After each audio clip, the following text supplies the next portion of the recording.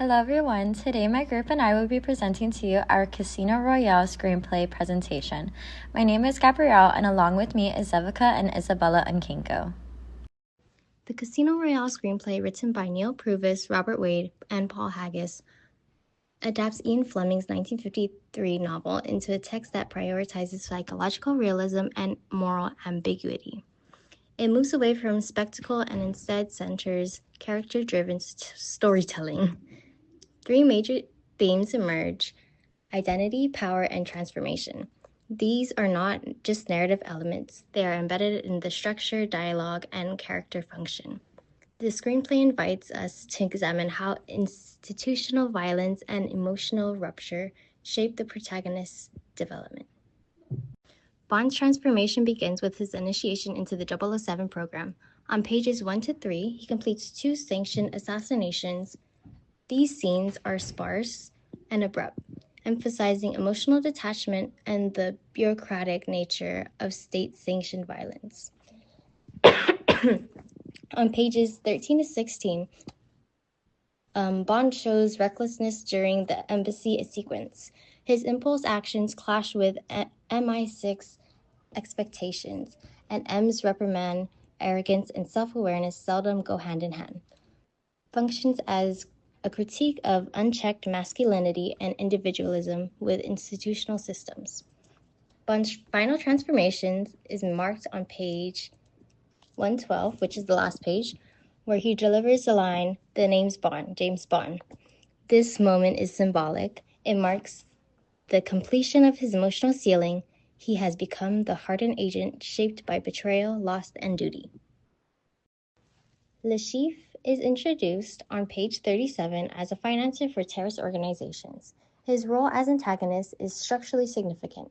He initiates this central conflict and embodies the screenplay's critique of financial manipulation and moral instability. As a foil to Bond, Le Chiffre is emotionally detached, calculating, and self-serving. His presence in the narrative highlights Bond's internal struggle and vulnerability and control. Where Bond is evolving, Le Chiffre remains static, defined by fear and self-preservation. On page 90, Le Chiffre's sudden death, executed by Mr. White, reframes him as expendable. This moment reinforces the screenplay's themes of betrayal and the illusion of power. Le Chiffre is not a mastermind, but a disposable figure within a larger, unseen system. On to James Bond, and James Bond is who I'll be covering in this presentation. He is the protagonist in Casino Royale. He is the character that drives this entire story. So when we first see Bond, we see him as this agent who's learning, failing, growing, right? We recognize him as this 007, right? And he's faced with major challenges against the villain Le Chiffre. And we see that Bond is constantly on his toes for these high-stake events that he occurs, right? Such as the poker game, such as the torturing scene, like these different scenes that Bond never really has a break, right? It's always action and action. But what's so interesting about Bond's journey is that it's the evolution of Bond as a person. For James Bond, masculinity was something that I wanted to touch base on, right? In the earlier films, Bond is known to be untouchable, an emotionless spy, and when it comes to his strength, in this screenplay, you can see the vulnerability that Bond goes through, right? Whether it was through pain, moral choices, and emotional loss, the true strength was in the humanity of Bond, right? And on page 9 of the screenplay, Bond and the bomber were going at it. Bond had the ability to jump from one hood to another, and when the cars were, or the vehicles, right, were going across each other, he still decided to jump, right? Even if they were going in different, opposite directions, it was no such antics for Bond when it came to masculinity. So one thing that we also need to touch base on, other than masculinity, is Bond's vulnerability as well. There's many times in the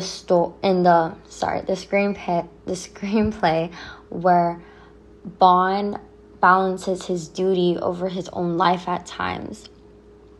And we see it in this high-risk poker game, and where he's challenging his antagonist in this millions of dollars poker game. And Bond's drink had gotten poisoned.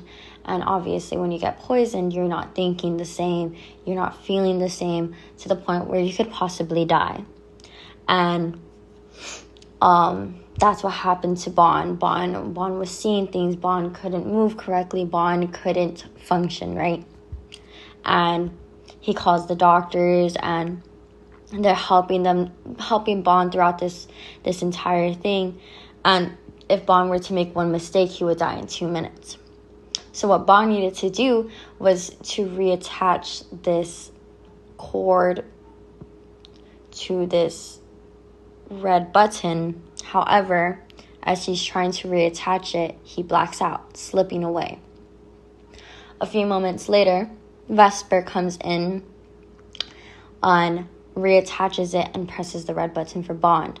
We can see that in page 78, and it's so funny to see because you can see Bond's masculinity within this, right? So on page 78, it states, after Vesper had helped Bond or revived Bond, the doctors told him, "You're welcome, now get yourself to the hospital." And then Bond said, "I will, as soon as I win." Win, meaning the poker game. So as I start to wrap this up, in Casino Royale, Bond is known as his protagonist who explores what modern masculinity really is, with a combination of strength, vulnerability, and emotional depth. And you see that with the relationship he has with Vesper. And Vesper dies on page 109 due to drowning, right? And Bond is constant, like as soon as he pulls her out of the cage, he's forcing air into her lungs. He's compressing on her chest, hoping, praying that she'll survive. And in the end, she sadly passes.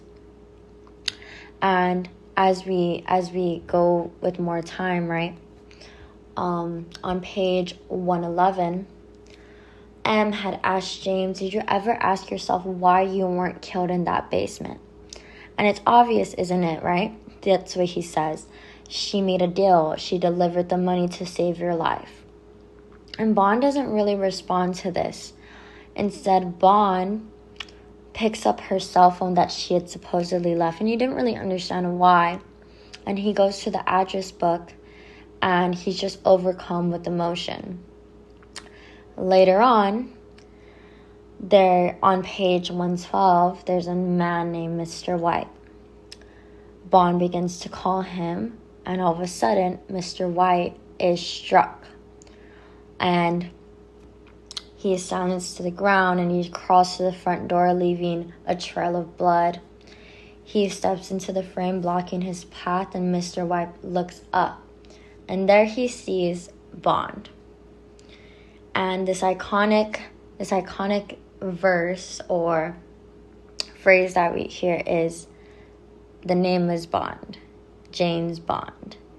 And that's just, you can see how he really is this main character of the story, and his progression as a character, and seeing that action heroes aren't just this emotionless and non-vulnerable hero, but James really portrayed what it means to be vulnerable, to go through challenges, but to still know that he is it, that he is that 007 agent. Vesper Lind is not just a love interest. She is loaded with symbolism that deepens the story. First, she is a representation of love and loss. The one woman who teaches Bond what it is to really love. Her death means the death of his innocence too. When she dies, Bond learns that love can be powerful yet dangerous. That loss shapes the emotionally guarded man he becomes. Second, Vesper represents moral ambiguity.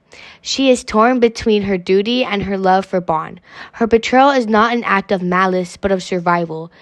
Such nuances in her character reveal that in the world of Bond, morality isn't black and white. It's layered like in human nature. She is also a symbol of womanly strength. Vesper breaks the mold of the traditional Bond girl. She is intelligent, capable, and emotionally aware. She challenges Bond and makes him grow, which shows that women in modern storytelling can be both strong and vulnerable at the same time. Unlike typical Bond villains or heroes, Vesper operates in the middle ground. She makes choices that are both wrong and right, showing that in Bond's world, morality is never simple. Finally, Vesper's association with water throughout the film carries powerful symbolism.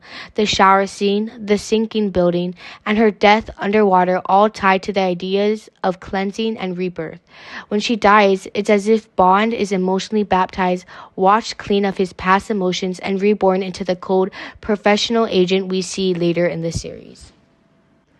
One of the most important characters within Casino Royale is Vesper Lind, played by Eva Green. She's a treasury agent who works alongside with Bond, and unlike past Bond girls, she's intelligent, independent, and emotionally layered.